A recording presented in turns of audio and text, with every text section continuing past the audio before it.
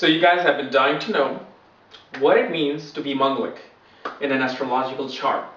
And for those who are now just switching from Western to Vedic, or those who are interested in my channel and just want to know what astrology is, well, in Vedic astrology there is a term called Manglik Dosha, meaning that your Mars in your birth chart is situated in certain houses that is creating a hardship in a married life. Okay, but let me show you actually in a physical form. So this is a birth chart, and in the birth chart there's 12 houses, from first house, second house, all the way to 12th house, because there's 12 zodiac signs. So when Mars is placed in the 12th house, first house, fourth house, seventh house, and 8th house, it's considered that a person is Manglik. Now, in South Indian astrology, they also consider second house being Manglik, because second house represents your family life. So obviously Mars there creates trouble as well, and I've seen that it does create trouble. So yeah, I kind of support the fact that second house also means Manglik. But does this mean that if you have this placement, you're doomed? You're going to be divorced, you're going to live a miserable life, you will have a very turbulent married life? No, that's not true. And let me actually tell you something, that I only pray to God that I hope I get somebody who's Manglik, especially somebody who has Mars in the first and seventh house. Why? Have you ever met a girl or a guy that you may have met them for even like 5 minutes, or even had a relationship with them, or you're in a relationship with them right now, that they just have this presence about them? They're romantic, they're sensual, they are perfect, in all sense of romanticism. Romanticism, new word. Okay, so and they're just so nice to you. They're always taking care of you. They have feelings, they have emotions that you just always wanted in another person. Well, most likely this person is a Manglik, because these are the guys these are the people who wear their heart on sleeve. And this is because Mars is about passion. Mars is about passion. So when Mars is in these houses, Mars is always aspecting the seventh house, except the second house placement. Because Mars always looks at first, fourth, seventh, and 8th house from itself. And if you count counterclockwise in a birth chart, as you see here, Mars is always looking at the 7th house of marriage and partnership. So what does it do? It creates passion towards the other person. It creates passion for opposite sex. It creates passion for marriage and partnership. This is why I'm actually a big advocate that if you want love and passion in your life, marry a Manglik. But let me also tell you, there are certain places where even when Mars is placed in these houses, you're not considered a Manglik. Okay, but it kind of is useless. But let me just tell you why. When Mars is in the sign of its friend, Jupiter, Sun, and Moon, meaning when it's in the sign of Cancer, Leo, Sagittarius, and Pisces in these particular houses, it's not considered that Mars is Manglik. When Mars is in Capricorn, when it's excelled, in the 7th house, when Mars is in the 7th house and it's in Cancer and Capricorn, that means it's either excelled or deviated. It's not considered Manglik.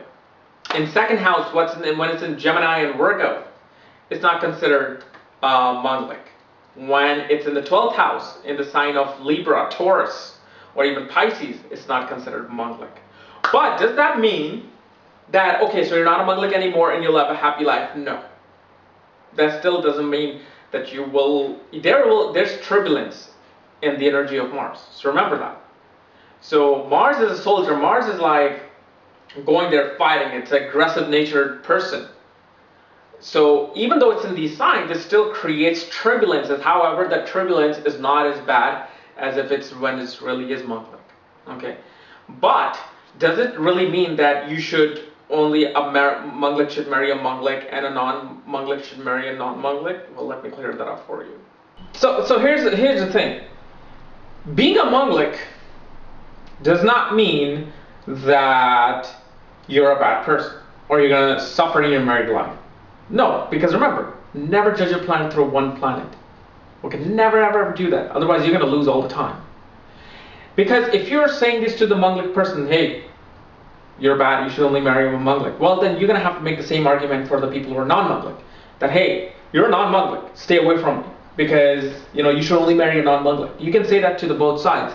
The only reason Manglik people, first of all, get so much so much hardship out in the world because first of all, people are misled about this combination. Second, the energy of Mars is creating this. So even though when people think, and this is kind of what I was saying earlier, that it really doesn't matter what sign it's really in, whether it's canceling or not, it's still doing its job. It is still doing its job. It may be doing a job to 30% or 40%, but it's there doing its job of Mars. So the reason why they say that a Manglik should marry a Manglik and a non-Manglik should marry a non-Manglik is because Manglik and Manglik cancel each other out. And when they cancel each other out, it brings harmony in a marriage, even though Mars are present. Because both are in such a same nature that they both are able to understand each other. And when a non-Manglik comes with a Manglik, they really cannot understand their aggressiveness, and this person cannot understand their lack of passion. And that's what happens. So this is why it's just better to marry somebody who has this placement. But remember, a whole entire horoscope has to be judged. Because I know a couple married for 20 years. One is a Manglik, one is a non-Manglik, and they're happy. Why? Because other planets are at work. Nakshatras are at work. Their Namansha charts is at work. Okay? And also, people say if Mars is in the same placement but from your moon sign. So if Mars is 12th from the moon or 4th from the moon or 7th from the moon or 8th from the moon, it's considered Manglik. And literally, if you look at it that way, I bet you like more than 70% of the population probably has this somewhere in the chart. But it's mainly is just from the ascendant. Because if people say it's just from the ascendant, placement of Mars, from the moon, and from Venus. It's like in one way or the other, you will never find the right person. Somebody's going to be Manglik somehow. So only judge it from the ascendant. Okay, guys? So I hope this has cleared this little misconception of Mars Dosha, of Manglik Dosha. But remember, if you're looking for passion, if you're looking for somebody who's absolutely romantic, you're better off being with a Manglik Mars than a non-Manglik Mars. But again, the whole thing has to be judged. So if you're new to my channel and you just got this cool information, subscribe above. Otherwise, I'm gonna make your Mars non-Manglik. Otherwise, check out my link below on Vedic Astrology and my book. Otherwise, I'll see you soon. Bye.